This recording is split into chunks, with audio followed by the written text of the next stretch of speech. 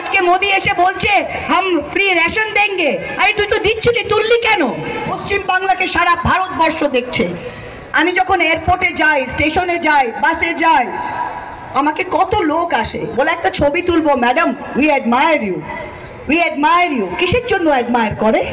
যদি সকলকেই মোদি কিনে নিয়েছে তাহলে আমাদের কাছে লোক থাকে কেন? মোদি কিন্তু 50% বেশি ভোট পায়নি। বিজেপি ভোট পেয়েছিল 22 কোটি, 220 মিলিয়ন ভোটস। 33%, 32% ভোট পেয়ে মোদি কিন্তু আজকে বিজেপি আজকে সংখ্যাগরিষ্ঠ, তারা ভারতবর্ষ শাসন করছে, এটা মনে রাখবেন। কিন্তু 70%, 65% মানুষ কিন্তু ভারতবর্ষে এখনো মোদির সাথে নয়, হ্যাঁ কি না? কিন্তু সেই ভোটটা 2 জায়গায় 3 জায়গায় চলে যায় বলে বিজেপি 33% ভোট নিয়ে আমাদের ওপরে ছড়ি ঘোরাচ্ছে।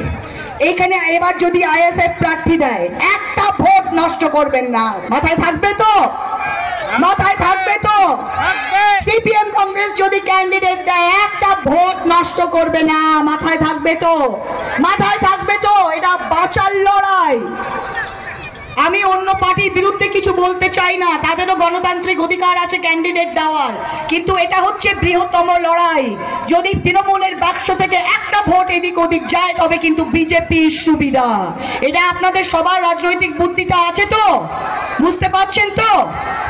আর আমি আপনাদের মায়েদের বলবো, প্রত্যেকটা বুথে বুথে লক্ষ্মীর ভান্ডারকে নিয়ে বসুন।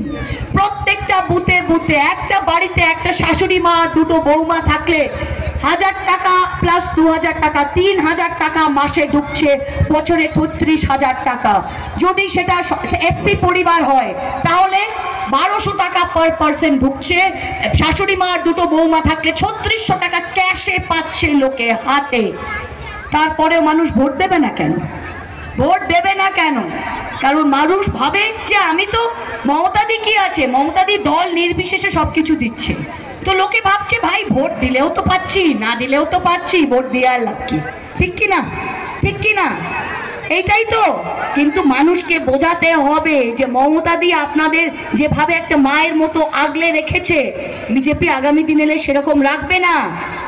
বিজেপি তো কোভিডের সময় 5 কেজি করে চাল রেশন দিচ্ছিল, যেই কোভিড শেষ হলো তুলে নিল, হ্যাঁ কি না? মনে আছে? কি হলো? আজকে মোদি এসে বলছে হাম ফ্রি রেশন দেंगे। আরে তুই তো দিচ্ছিলি, তুললি কেন? তুললি কেন? ওদের রাজনৈতিক বুদ্ধি, ওরা নিজেদের চাণক্য মনে করে। ভাই কত যে চাণক্য দেখলাম তোমাদের, কত যে চাণক্য দেখলাম। কোন চাণক্য হলে আমার এলাকায় প্রথমে আসে কেউ?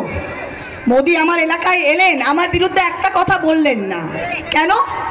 কারণ উনি জানেন যদি প্রধানমন্ত্রীর মুখ থেকে আমার বিরুদ্ধে কিছু বেরোয় আর আমি তার সিটটা জিতি, তাহলে ওর মুখে কালি লাগবে। ঠিক কি না? ঠিক কি না?